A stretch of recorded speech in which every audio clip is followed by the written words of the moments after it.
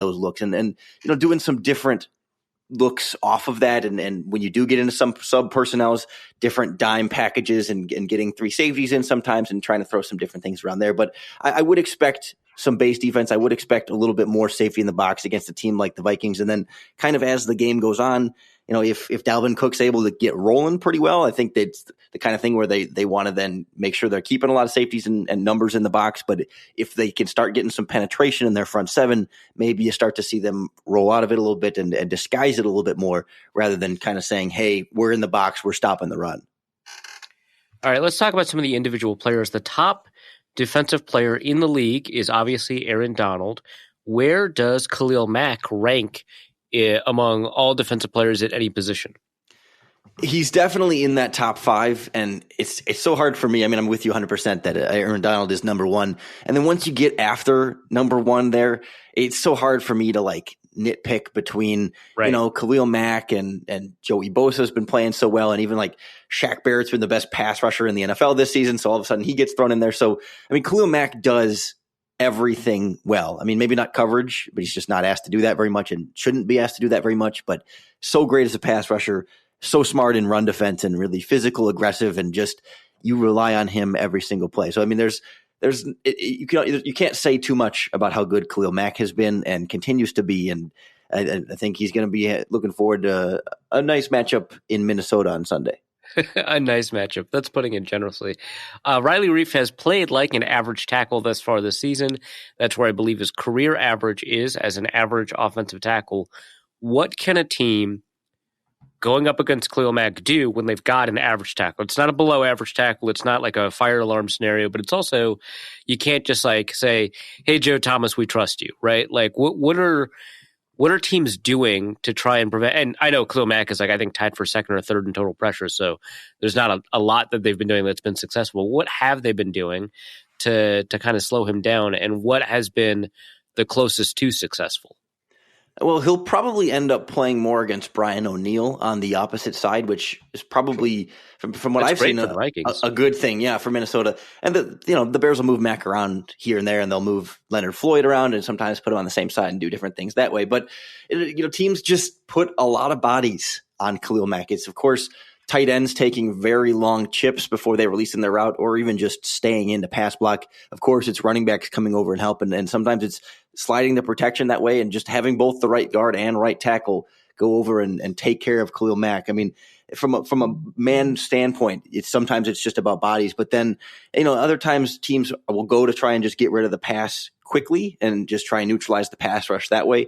That was Denver's game plan. To some extent, that was some of Green Bay's game plan, but the Bears pass rush eventually kind of made them hold on to the football and they were able to get there eventually. So there's not a foolproof strategy, but tempo and quick passing and sort of getting the defense tired has proven in the last couple of years to be one of the main ways to slow them down.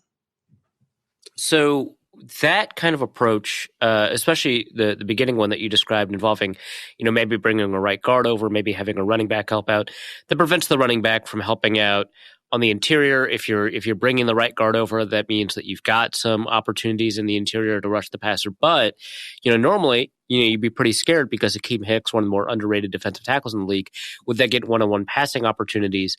But he seems to be hurt. We don't know if he's going to play for this game. I haven't seen, as we're recording, the Thursday injury report's not out yet because we're recording Thursday morning. But that likely means Roy Robertson Harris, I think, at defensive tackle, next to Eddie Goldman on base downs. And then I have no idea what nickel rush looks like. So what are the opportunities there? Do you think someone like Roy Robertson Harris, who I believe might have been a PFF secret superstar last year, don't remember, what are the opportunities that are available for the Bears? What's the kind of drop-off to expect if Akeem Hicks is injured? And if he's not injured, what kind of disaster could a right guard, right tackle double on Khalil Mack do?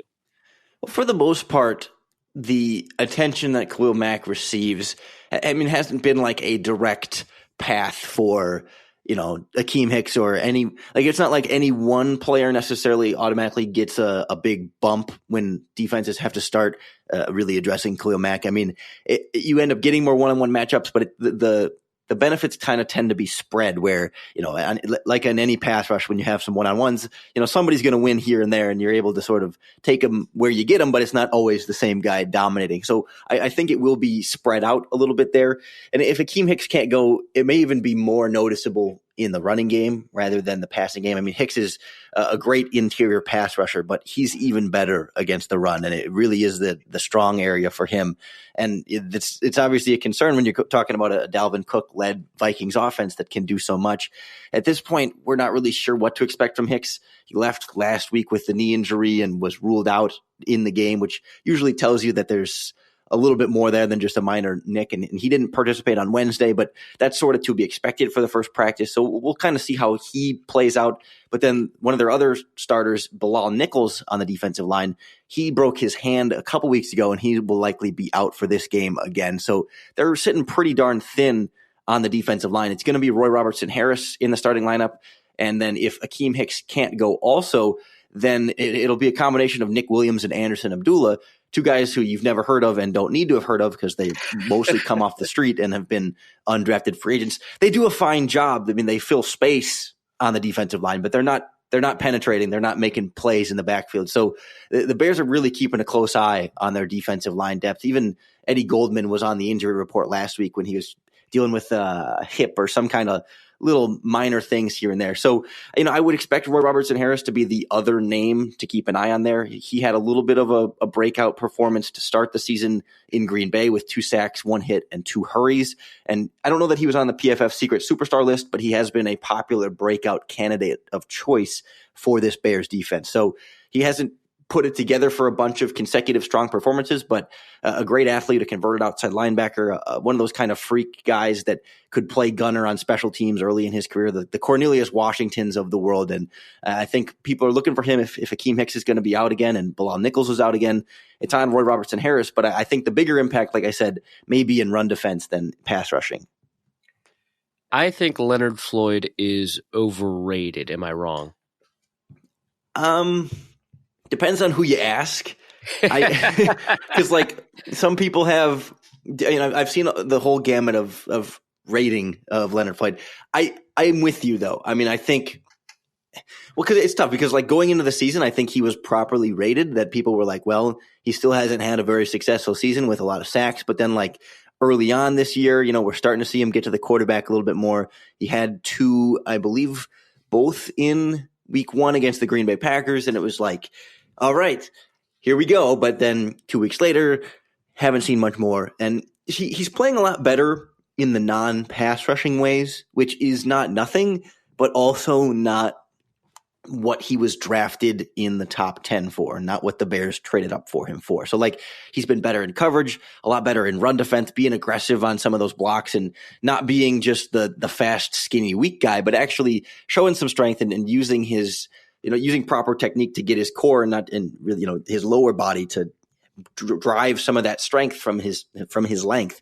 But as a pass rusher, we're still not seeing him like consistently win one-on-one pass rushes. Like both of his sacks against Aaron Rodgers in week 1 were sort of plays where he just sort of held his pass rushing lane and did his job in that regard and let Khalil Mack and Akeem Hicks and Roy Robertson Harris flush the quarterback to him, and then he just disengages and wraps up. And those are sacks. Those count just as much as any other sack. And he was in the right place at the right time. And I think that's the best way to describe Leonard Floyd right now. He is very good at being in the right place at the right time. And that helps. That helps in run defense a lot. That can help a lot in pass rush. But he's not a dominant edge rusher who can consistently beat the blocker across from him.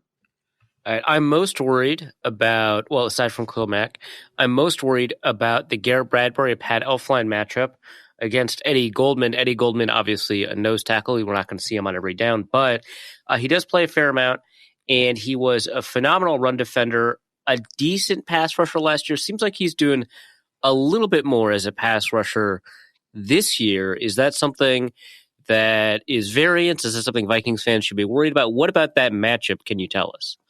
Well, it definitely is going to play the biggest in run defense, like you said. And I think that's still Eddie Goldman's bread and butter. And he's not necessarily the the one who makes the big penetration and gets in the backfield. And I don't know that you get that a ton from any nose tackle, but it's like Akeem Hicks is always the one who's like knifing through and winning right at the snap and getting through there. But Goldman is the one who you double team him and he's just not going anywhere, or maybe he will split it and at least redirect the running back near the line of scrimmage. I mean, he's just smart, strong, knows how to use his hands and his feet and to not really get out of position hardly ever at all. I mean, no one's perfect on the defensive line, but I mean, he is just underrated in his consistency more than anything. It's not the big tackle for loss numbers. It's not, it's not any of that. It's just sort of winning your gap, winning your block, and making the tackle for a short gain, which doesn't really get recorded all that well in terms of statistics. So I would expect that to be a fairly favorable matchup from the Bears in a run defense standpoint. And Goldman, he's a fine pass rusher for a nose tackle, but the key thing there is for a nose tackle. He's not going to dominate this game and get 2 sacks or 3. You know what I mean? Like if he's getting a couple sacks, it's because the quarterback steps up into the pocket in his arms. So I wouldn't expect. I mean, he can get some pressure. I mean, right? He is not a useless pass rusher, and I'm not trying to belittle his pass rushing ability, but just in the context of him, he is a nose tackle. He's a good pass rushing nose tackle, which is probably overall a below average pass rushing defensive lineman. This will be interesting then, because from a pass rush perspective, we'll have the movable object against the resistible force with Bradbury, who I believe has the lowest pass blocking grade among all centers in PFF, and Eddie Goldman, who has some pressures.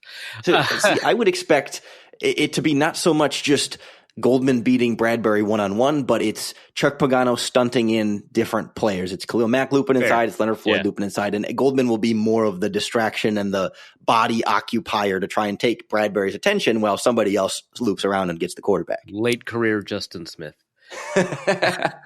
Well, okay, let's talk about the linebackers. So I keep hearing that the Bears linebackers are underrated.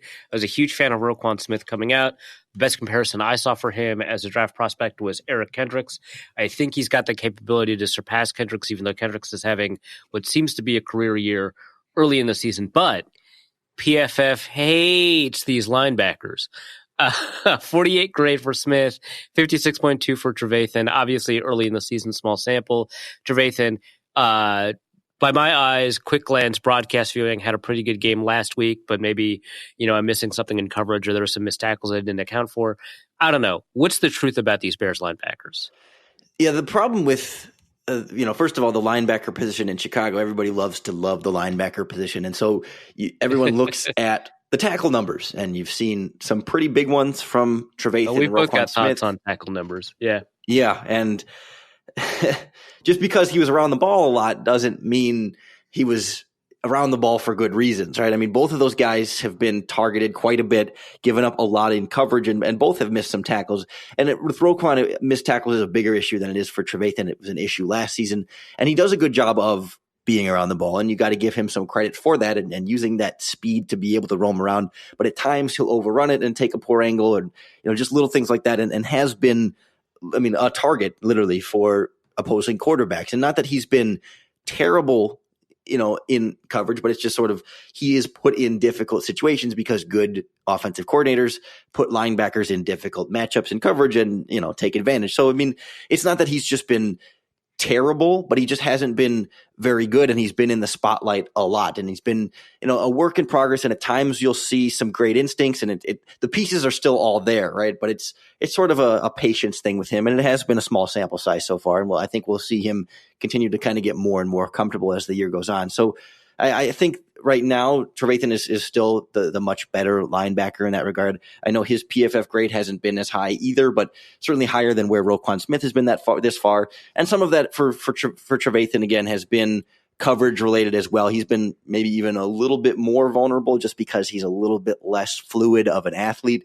But it seems like it's a bit more just game plan oriented because teams aren't trying to throw too much deep against these Bears safeties, and especially with this Bears pass rush. So what does that mean? It's a lot of checkdowns and quick passes over the middle, which tend to be in the coverage areas of these linebackers, and you can kind of dink and dunk and take your yards here and there. And the linebackers have to be able to step up and play tighter on that, but they can't give too much space to a running back who might be able to outrun them in the open field. So there's just some of that difficult balance of putting these linebackers in difficult spots that they haven't always been able to properly address. Dalvin Cook, pretty good receiving back. Diggs and Thielen, great receivers. Maybe not great, capital G, but great receivers. Yeah. And